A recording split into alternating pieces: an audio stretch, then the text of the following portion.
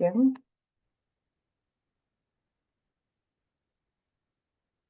Hi, everyone. Thank you so much for joining. Really excited for today's session. We're just going to give it another minute. Let some folks join. Kicked off here. Okay. And just to disclose, this will be recorded as well as streamed on Facebook Live. Okay, for an interest of time, we'll get started. First and foremost, just want to thank everyone for taking the time out this afternoon or this evening to join our discussion. Really excited for this. Will be a great topic. My name is Nicole Copham. I'm a manager at KPMG, as well as the co-program director for Youth and Professional Development for South Queens Women's March. A little bit about South Queens Women's March. We were actually founded right before the pandemic, and we were inspired by global and national women's rights movements. This to really amplify the voices of diverse women and gender expansive people here in South Queens. We're a volunteer-led, multi-generational, and intersectional platform, and we're working to foster empowerment of women by dismantling norms, practices, and institutions that support patriarchy and general injustice. We take our sisterhood to the streets by unifying our community and connecting them with resources necessary to empower their own lives. So this includes fighting food insecurity, period poverty, tackling gender-based violence via healthy relationships and art healing workshops, promoting empowerment for youth and professional development and civic engagement, as well as building political power. So over the course of our history, especially with our committee here, we've done various workshops. This is related to college applications, resume revamping, interviewing, building your personal brand, as well as so many other topics. And we're really excited. We actually have an annual session that we do that's focused on mentorship. So this gives the opportunity to community members to get exposure to various roles and career paths across the various sectors. So great opportunity to get more exposure, especially in regards to youth and professional development. But overall, our hope here is to set our youth and our working people in our community up for success and bridge equity gaps to provide relevant and quality content that will enable all of you for empowerment and to thrive. So really excited for our fourth year that we've done a financial literacy workshop, and with our wonderful speakers here, I have Nikolai and Serena. I'll give them an opportunity to give a quick bio about themselves before we get started. So if Nikolai, you want to kick it off? Absolutely. And thank you for having me, Nicole. It's good to be here. My name is Nikolai Bottitta, and I'm an associate at the Bank of America. I've been in the financial industry for 4 years, and excited to speak to everyone a little bit about investing in the market. Hi, everyone. My name is Serena Simpkins. Quick bio about me. I grew up in New Jersey, went to Rutgers, and then I graduated in 2021 and have been in the finance industry for 3 years. So 1 year less than Nikolai. Hey, thank you so much. Okay, I'm going to share my screen and we can get started. Yeah.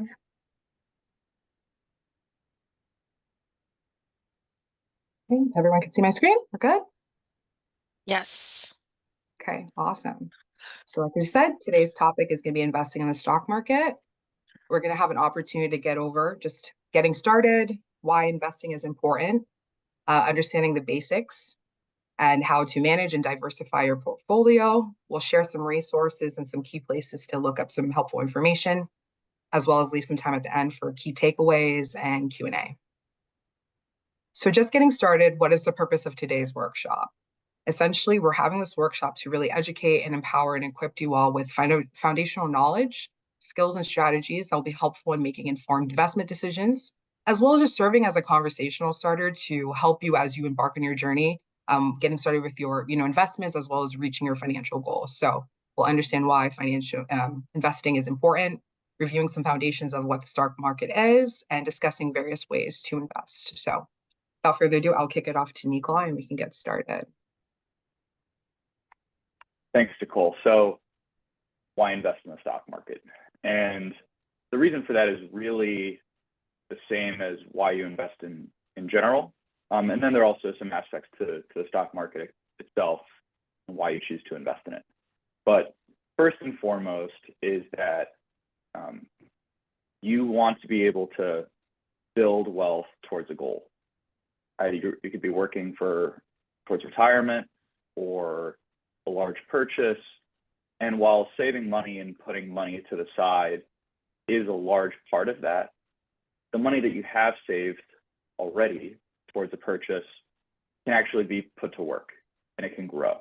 And that's an opportunity that the ultra wealthy take advantage of. That's an opportunity that large corporations take advantage of. And it's really an opportunity that's available to everyone.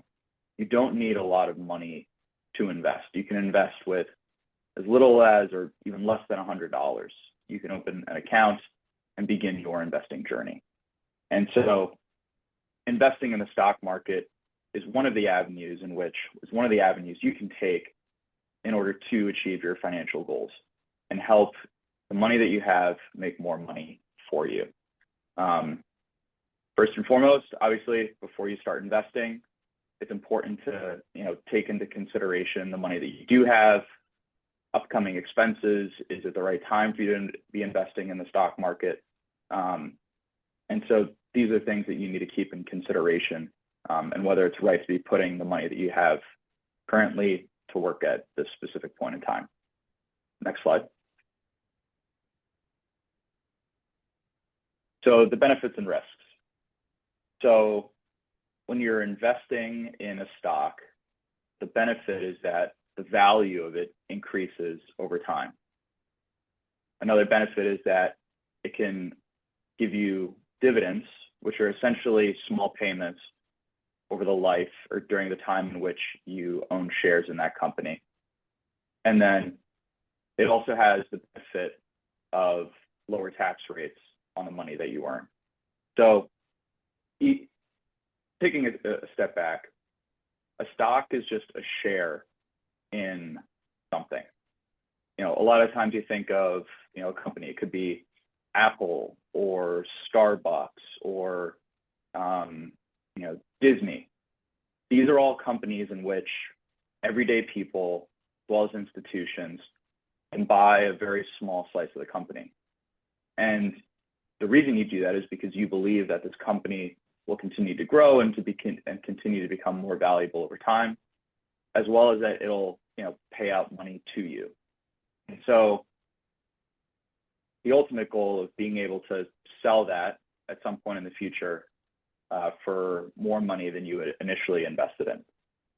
And one of the other benefits is that, unlike the money that you might be earning from your day-to-day job or whatever business you may be operating in, there are actually lower tax rates on the money that you earn through the stock market.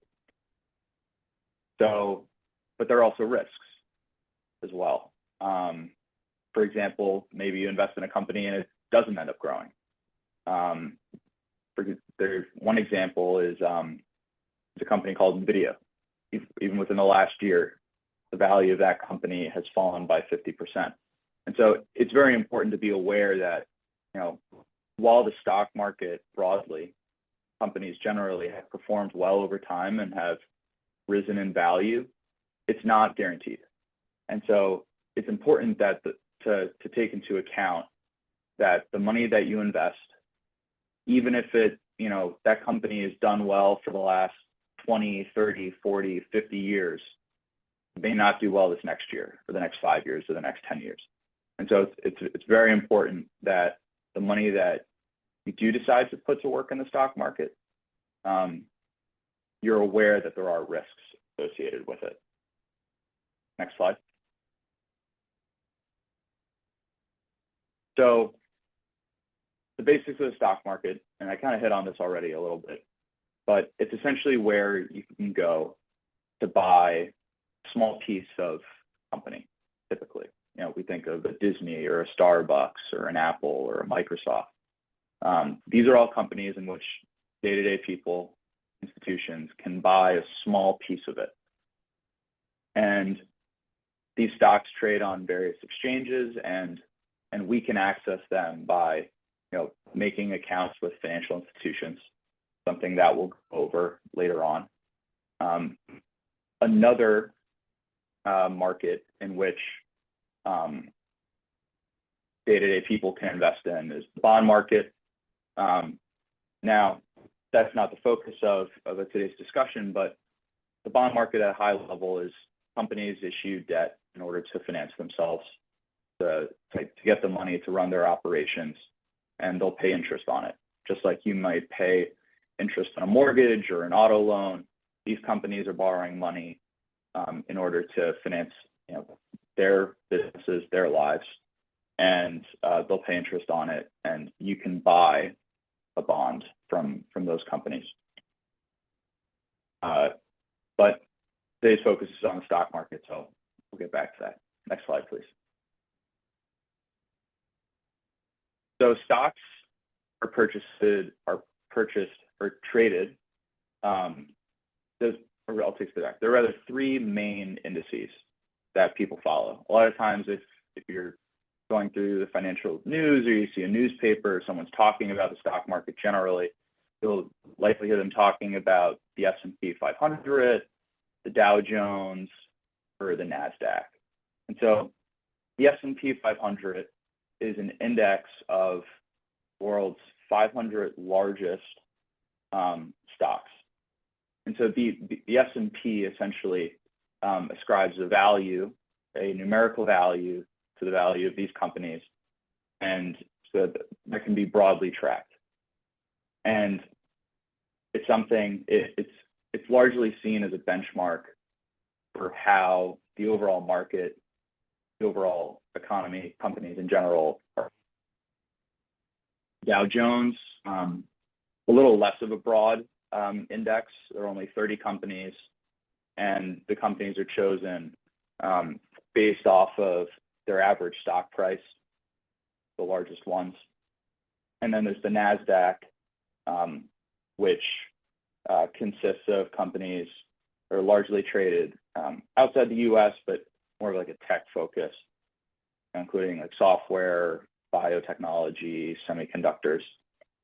And so you'll see a lot of people talking about these, and it's important to understand that, while these aren't the end all be all of how the stock market is doing, they are a general indication and something to be aware of.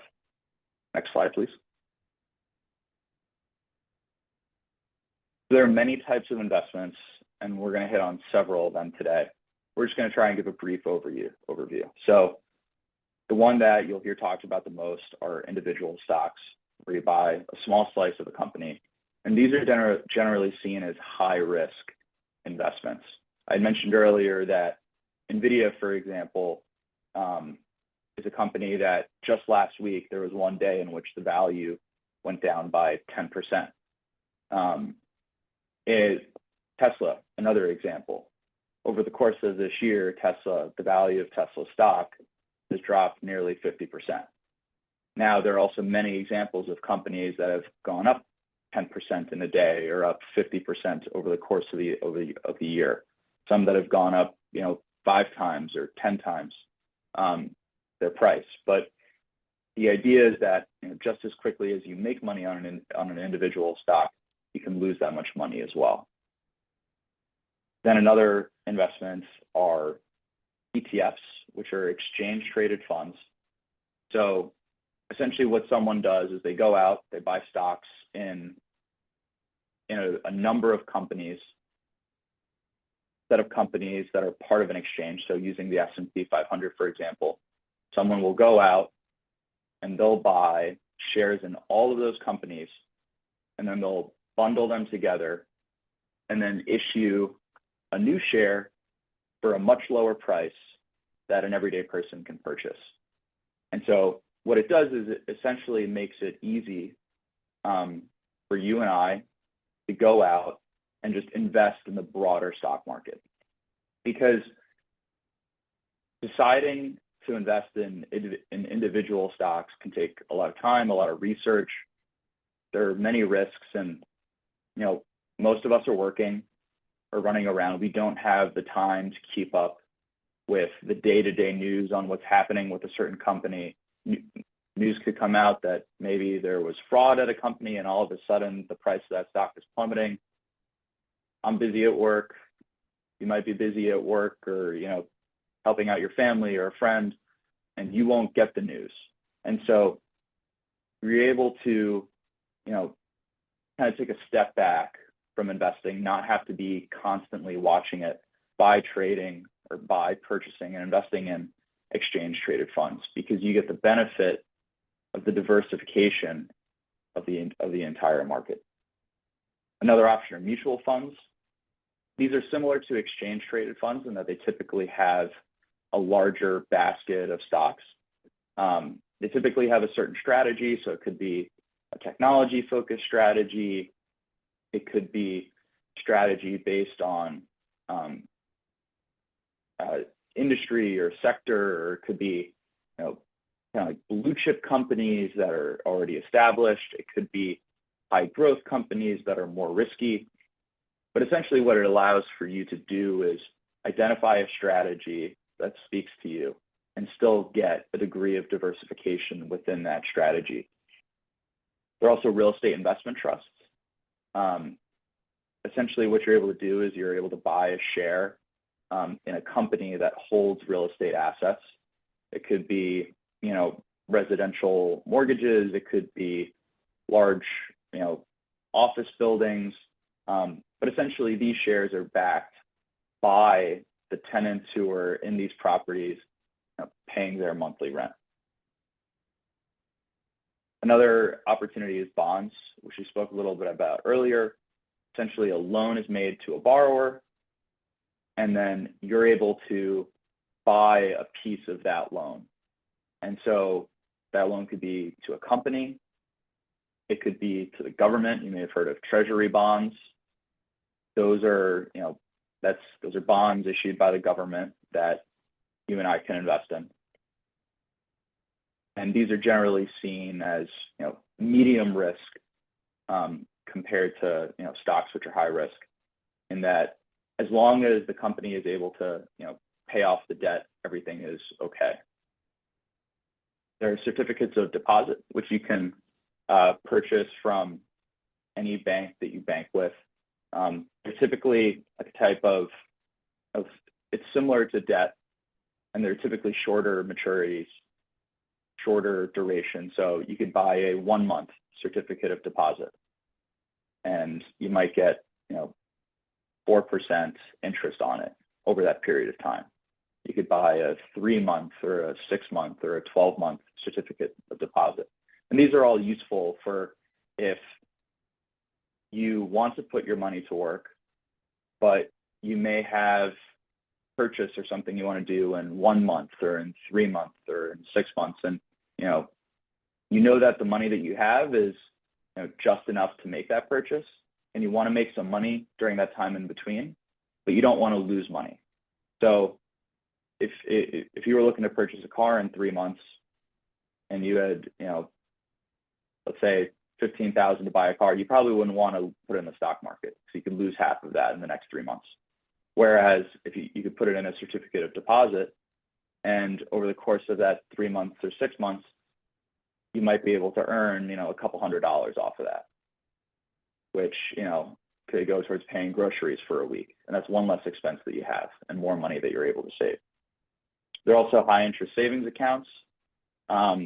These typically accrue interest over an even shorter period of time. You could put it in for, as little as 30 days. And these are typically provided by whatever bank you bank with. And then another very popular investment is cryptocurrencies. These are seen as high risk. They're accessible to almost anyone. There are several apps that you can download in order to access this market. But ultimately, these are similar to stocks in that the value of them is, determined by the perception of their future prospects, the value that they hold. And so cryptocurrency's value is typically extraordinarily volatile, and therefore they're a high risk investment, one you wouldn't make if you were looking to, save towards a purchase in the next, handful of months or year. But ultimately, the takeaway from this is that each investment has its own potential risks and rewards. And so it's up to you to determine, which fits, the upcoming, life events that you have, whether it is, maybe purchasing a car in a handful of months, or just maybe saving towards retirement, 10, 20, 30, 40, 50 years down the line. Next slide.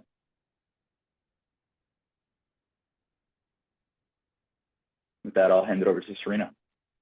All right. So I guess the next part of this discussion is really talking about kind of how to assess your own risk tolerance and how to diversify your portfolio. So this is called portfolio management. So basically, when you're thinking about how to make your own portfolio, you want to think about your goals. So like Nikolai said, do you have anything, maybe you have tuition due, right, in 6 months. So that's something that you have to think about, or maybe you want to go back to school, right, if you started working. And then within maybe a year and a half. And then also risk tolerance, right? Like say maybe you are in a position where you might not be able to afford a lot of risk. So one really common example that you'll hear is something like the 80-20 rule. So what people who are full-time financial advisors typically say is when someone's investing for retirement, what they suggest kind of depends on these 3 key things. And someone who's maybe Nikolai and I's age might have a portfolio that's mostly comprised of stocks and a little bit of bonds, right? Because stocks tend to have more upside than bonds do, but they're also more risky. And someone who's about to start retirement might have a portfolio that looks something like a majority of bonds and then very few stocks. So essentially what you want to do when you have a portfolio is you also want to manage this over time, and you always want to assess your current goals, timeline, and risk tolerance. One example that you can also think of from the example I gave is someone who maybe is in the middle of our ages between retirement, just starting out with work, started a family, has kids, has to now support maybe buying a house, support having a new child, and things of that sort and of the like. So portfolio management really takes, yearly or even quarterly kind of revisits on what are your next step, what are your most current goals, and then also what are your long-term goals. So there's 2 types of portfolio management strategies. There's active management and then there's passive management. And active management really is that ongoing monitoring of the stock market. And by ongoing monitoring, this means like every second throughout the day, think of your traders, your hedge fund managers that are really looking at how stocks are shifting throughout the day on the margin. And then there's something called passive management. And passive management is something that a lot of day-to-day investors really is the approach that most day-to-day investors take. So essentially, everyone who has maybe like a regular investment account or has a Roth IRA, etc., does passive investing. Next slide, please.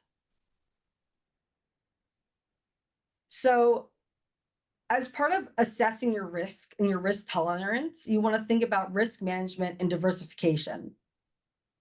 So there are a couple types of risk that exist when investing your money.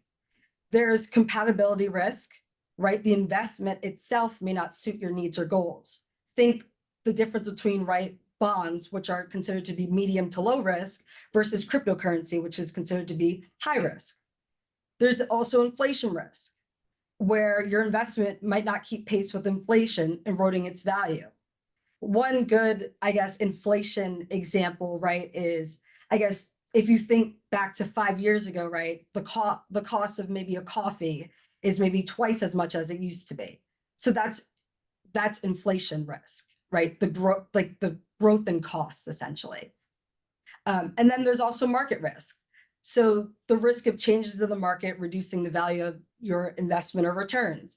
So this essentially just happens with investing in the stock market. There is something called stock market risk, where sometimes the value of the stock can fluctuate just based off of how people are trading. And it might not have anything to do with the company itself or the investment itself. So one thing to really note here is that when you're investing in stocks, that these are not an insured product for the most part, right? So there will always be a risk involved in investing versus like a savings account where you have insurance up to $250,000.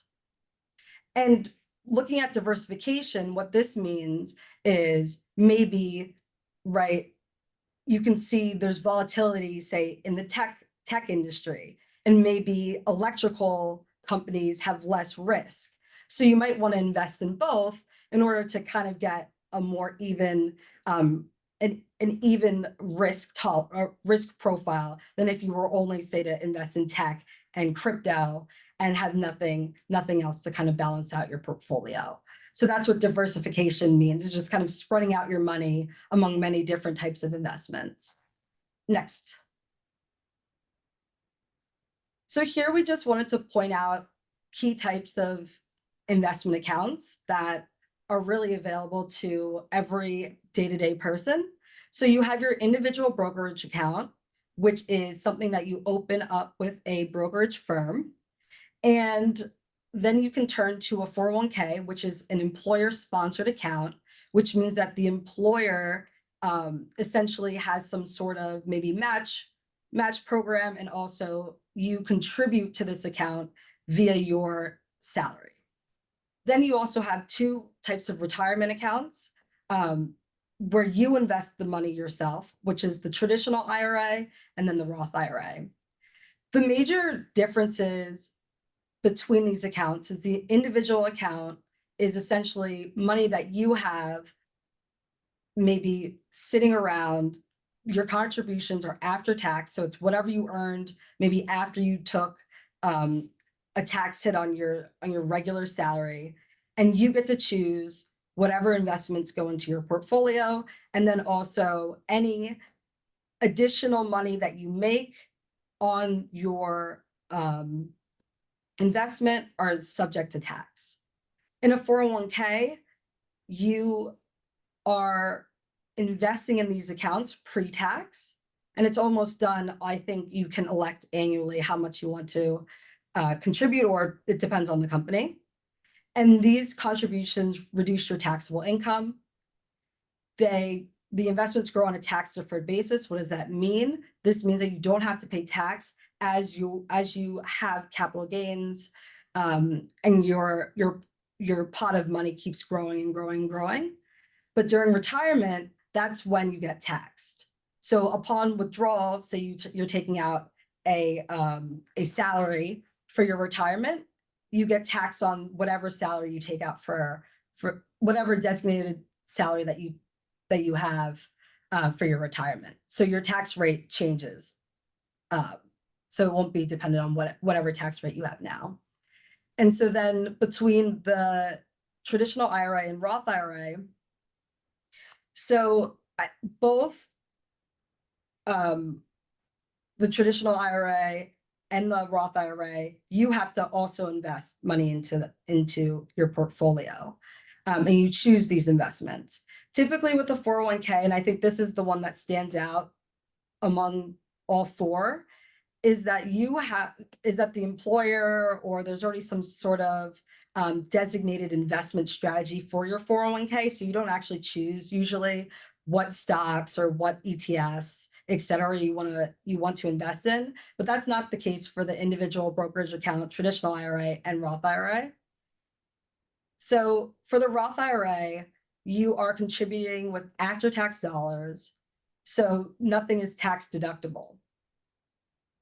So when you retire and you decide to take out your annual salary, you actually aren't charged tax. So any gains that you have from now until then are not taxable.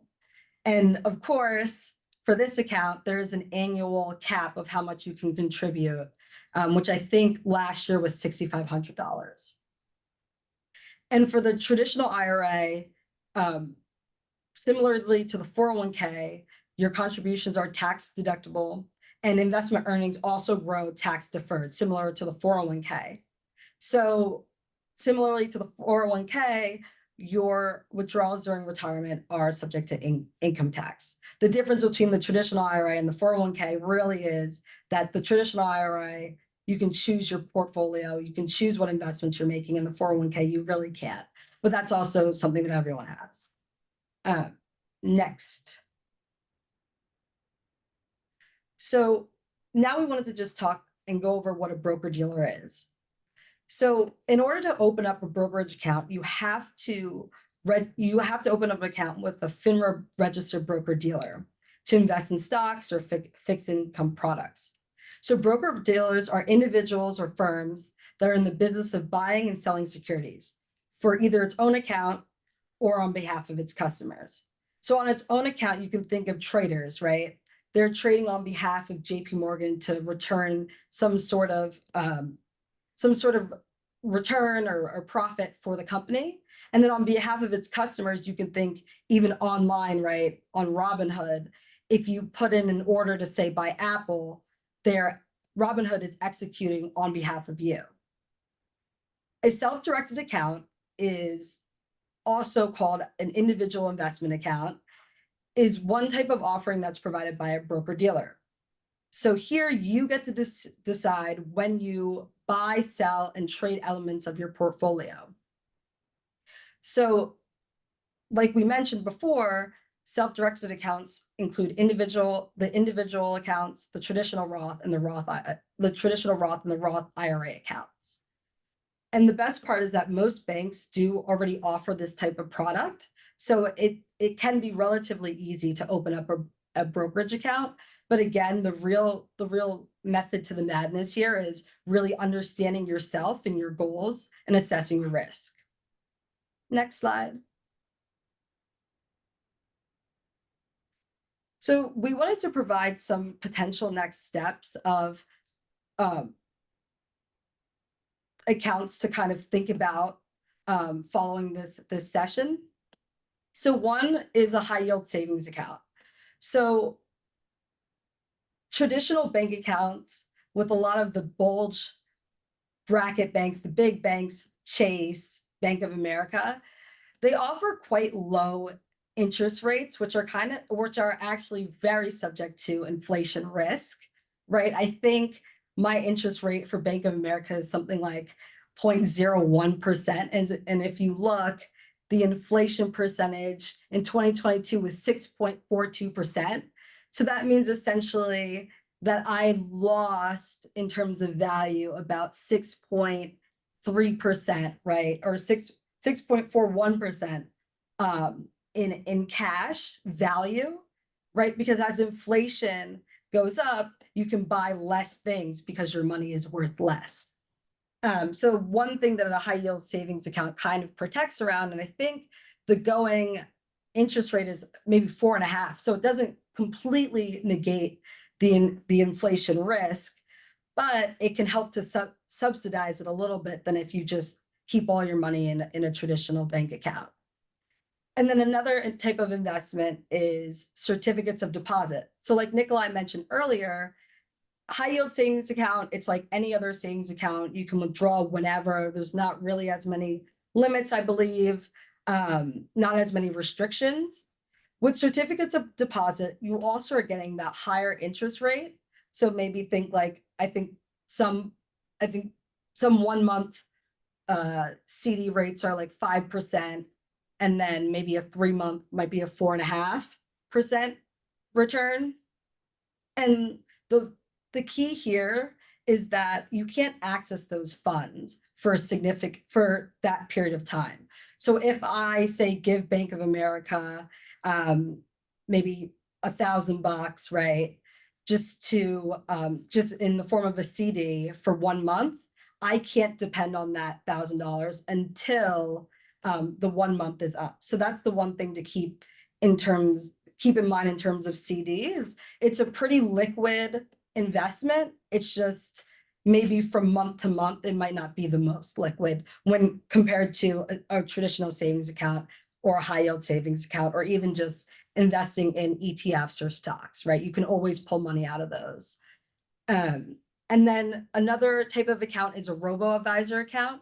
So what that means is, and I know Charles Schwab has one of these, is you can take any amount of money. I think their minimum input, I'm not sure if they actually have a minimum input, so let's forget about that. You open up a new account and it's a robo account. And essentially what it does is it invests for you. So you don't even have to really think about how things are trading, how things are moving, because they have some sort of algorithm that already weighted your portfolio based on your risk tolerance. You essentially, when you open your account, you fill out this questionnaire saying how, like, any goals that you have, basically what we talked about, any goals that you have, what's your risk profile, what's your tolerance at this point in time, and it will invest based off of that, which is really awesome. So I don't have to monitor, right? Like Nikolai was saying, like Tesla stock dropping 50% in a day. I don't have to necessarily monitor that because I have the algorithm does that on its own. And that's also a liquid account, so I can pull out money whenever. And then there's a self-directed investment account, which is also extremely liquid. And that's where you get to decide what you want to invest in. So all of the investments that we mentioned earlier, you can invest in with a self-directed investment account. And yeah, on the bottom, essentially, what we tried to show is how things kind of grow, and like to show like the benefit of investing, right? Because the truth is, inflation is a big part of society. It's just part of something called the time value of money, right? Like money today is worth more than money tomorrow, or within a year or two. So what you want to try to do is kind of keep pace as much as you can with the time value money, and maybe you'll get lucky and generate more of a return than that. And that's where investing can become fun. Next.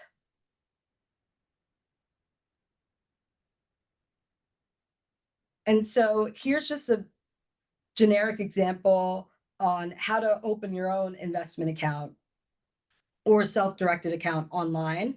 I just chose JP Morgan Chase because it's the biggest bank. And so what you want to do is you can choose whatever broker dealer that you want. We listed some of the most popular ones like Fidelity, Robinhood, Charles Schwab, a couple slides before. So any of those companies you can open up one of these accounts with. And then you can select which type of self-directed account you want to open, right? You have the general investment, which is your self-directed account. You're responsible for managing this, and it's not subject to any retirement restrictions. Then you have your two retirement accounts on the right-hand side. You have the traditional IRA and the Roth IRA.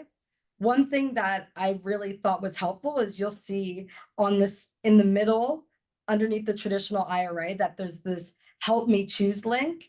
And JP Morgan actually provides like I think it's like maybe a 2 to 3 page PDF on some considerations that you can have before opening one of these accounts, which could be really useful. So since this is how to open a self-directed account, you would choose general investment, and then you can begin the application process. So something to note is that you can open either a individual account or joint account, but joint accounts really are for maybe parent and child, spouses, or business partners.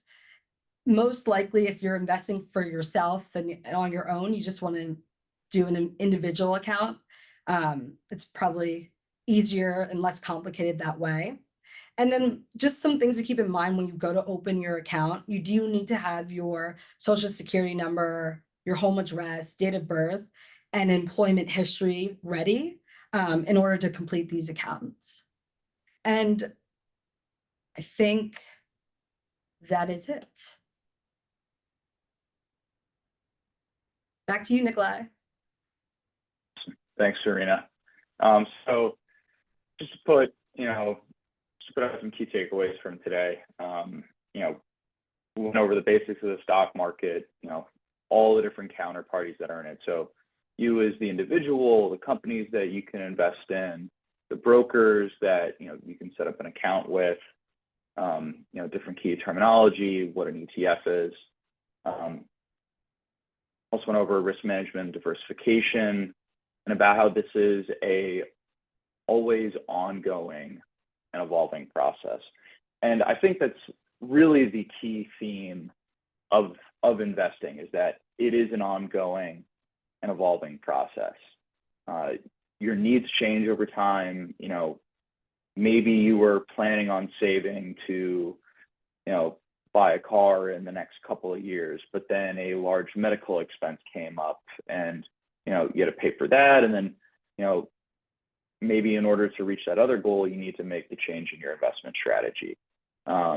Maybe your life situation changes in some way, or, maybe you come into some money in some way and, you say, oh, I have some money, like I don't really need it for anything right now. I can be a little more risky with this and invest in something that has the potential to earn me more. So I think really the key takeaway is that, this is a continuous learning process, the continuous evaluation of, what your goals are, what your investing goals are. And ultimately, there are a lot of different ways to go about it.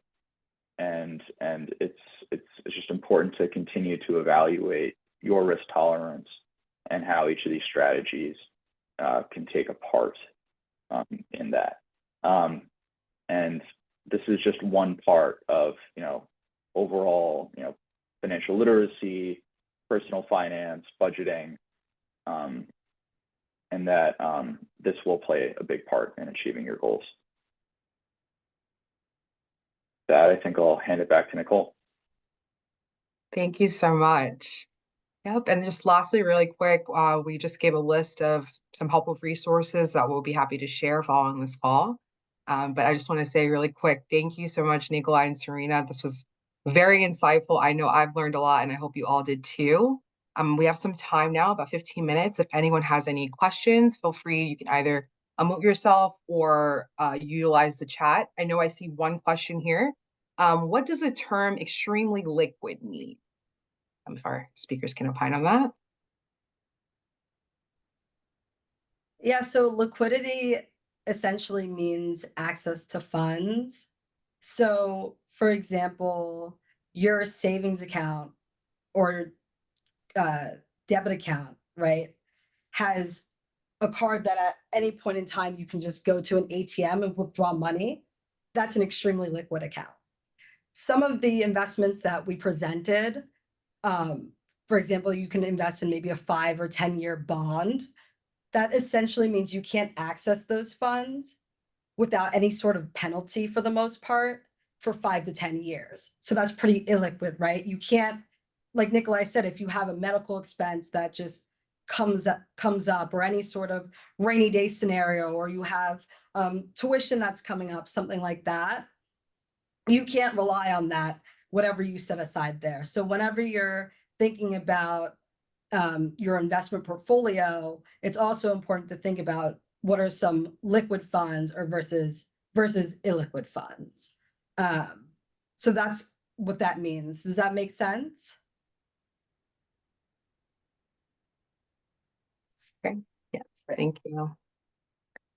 I see we have another question in regards to 403B, and I know this is it's pretty much like a 401k that is provided by your employer. But the question is, what is the outlook for 403B in the long run?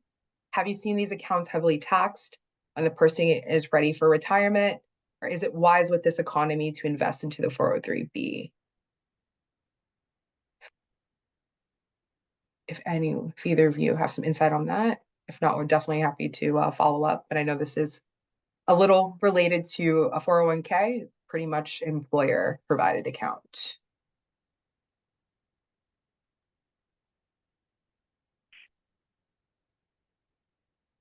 I personally have not been up to speed on the latest on the 403B plans. Yeah, same here. I'm not entirely sure, but we can revert on that. Yeah, happy to follow up with you on that question. And I know it is a little more specific to nonprofit, but it is still considered an employer provided account. So happy to take that away for you.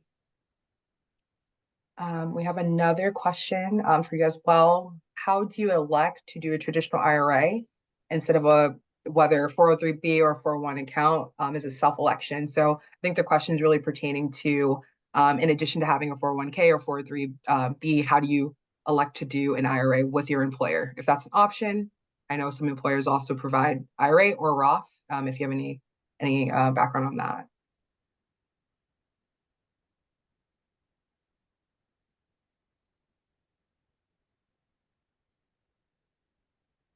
I'm not. So I think, yeah.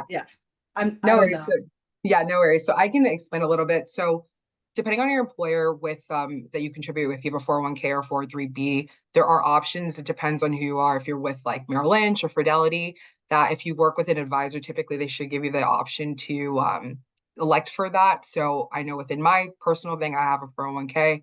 I'm able to also elect for a Roth IRA. But if you don't want to do it with through the broker dealer that your company is with, you can open up in a separate account, similar to what we walked you through when Serena spoke about opening up, whether it's your general investment, individual broker account. You could work with any additional broker dealer and open up a traditional IRA where you can make your contributions as well. So this will also be after tax income, but it'll be something that you'll have the control over to pick what your investments are going to be in versus the 401k or the 403B, where you're not able to elect, and that's pretty much kind of set in stone from there. And then what's some platforms you can use for crypto? If Nikolai or Serena, I know we've had Robinhood as an option some folks use.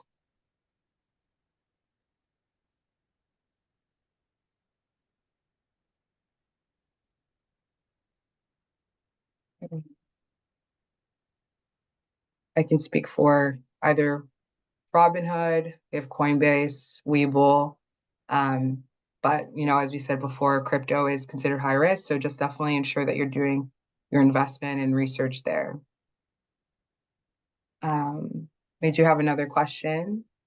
What advice would you give to someone who wants to start investing in stocks?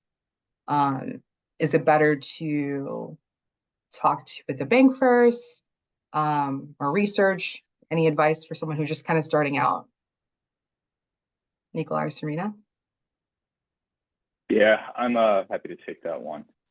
So it is important to keep in mind that if you're looking to invest in individual companies, that companies are at the end of the day, complex organizations, and they put out a lot of information on what they're doing at the company, what the company's current financial situation is, and so the reality is that you can spend countless hours doing research on these companies, what that company's competitors are doing, how these specific business that they operate in may be evolving over time. And so you're essentially like competing against just this vast pool of knowledge that you could be acting on. But essentially at the end of the day, like a stock's price is what the general market thinks about it. So at any given point in time, people are exchanging shares. Like when you go to buy a share of Apple or Microsoft or Disney or whatever, someone else is selling it to you. And so they're happy to let go of that share at that price, and you're happy to take it because you believe that there's room to grow. But you don't necessarily need to spend vast amounts of time doing research. Like for me, the first company that I invested in was Starbucks, and I invested in it because I saw that everyone around me was drinking coffee and, signing up for Starbucks memberships. And I thought, wow, it looks like everyone's getting addicted to Starbucks, so let me go buy Starbucks. And that ended up working out very well for me. So, a investment strategy or thesis could be as simple as that. Now, again, it comes back to you. How much risk are you willing to take? Do you, have a, large purchase coming up and you only have that amount saved right now? Might not be wise to, invest in an individual stock. A lot of people say that just the best strategy is to invest in the broader stock market. And that is an approach that a lot of people take. In fact, an approach that the majority of people take. And so, you can buy an ETF share of an exchange traded fund. A lot of people invest in the S&P 500. And so you benefit from the general performance of these corporations. And historically, the S&P 500 has returned about 7% per year. And so, while there are, years in between where it might go up 20% or might go down 20%, if you look at it over, 50 years, on average, it's gone up 7% over a year. And so it's seen as a relatively safe investment if you're looking at it over the very long term. And it's a way to, get exposure to these investments that can return you significant amounts of money over time. But typically, folks will take a balanced approach and invest in equities, or invest in ETFs, maybe invest in an individual company if it's something that they believe in or read about and believe it'll do well over time. Ultimately, at the end of the day, any investment you make could go really well, but it could also go quite poorly. And so it's up to you to decide if it's money that you're willing to risk. Okay, thank you. I see another question here about a company. If you work for a company that's traded on the stock market, should you invest in it and purchase shares? I do know that some companies do offer that as an incentive or a benefit. Any thoughts on that, Nikolai, especially working for a publicly traded company as well for yourself? Yeah, so you may or may not be able to. It kind of depends on the role that you have.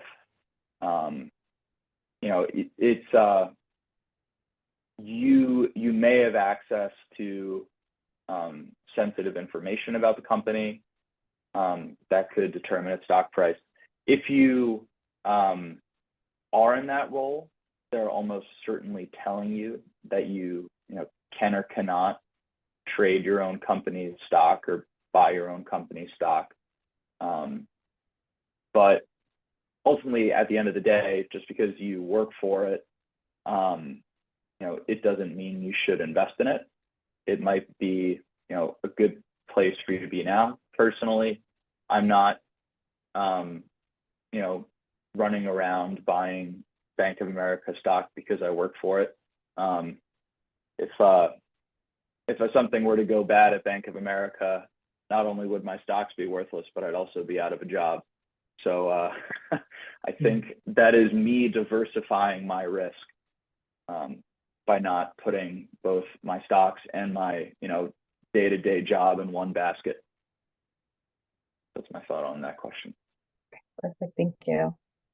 Another question is just getting where to start with investing. Should they start with like S&P 500? Any apps that recommend? So like Robinhood, Acorn, and would any of these be a good start with that? And it's something that you can add your money on later on.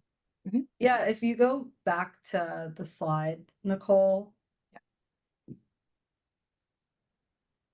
Yeah, that one. Yeah, so these are all different places where you can buy, sell, trade stocks, invest in certificates of deposit, Robinhood, cryptocurrency. So these are all really good places to start. And I think the second question is how to invest in the S&P 500. If you go up again, Nicole, to where it has the ticker. Oh, Yeah. Yeah. So if you look at the ETF box, you'll see that S&P 500 has, this is its stock ticker is SPY. So if you look for ETFs on any of the aforementioned platforms and you type in SPY, typically it will say S&P 500. And one thing that's really great about, Fidelity and JP Morgan is that they will provide some details on the investment that you're going to make. So that I think there was another question on how to learn a little bit more about your investments and what you're investing in. They do have some resources on these apps that can kind of help guide you. I know definitely Fidelity has that can kind of give some insight into what specifically are you investing in, right? Because not all S&P 500, say, ETFs might have the same like weight between the countries as between the companies as others. So it's really helpful to kind of read between the fine lines. And I definitely encourage everyone that's new to this to really take your time and understand what you're investing in instead of just jumping into this. thank you. Let's see. I have maybe time for one more question. How would you determine when to sell a stock? I know this comes a bit more with like technical versus fundamental analysis, but anything that you recommend just in general for someone just getting out and kind of getting their feet wet with this?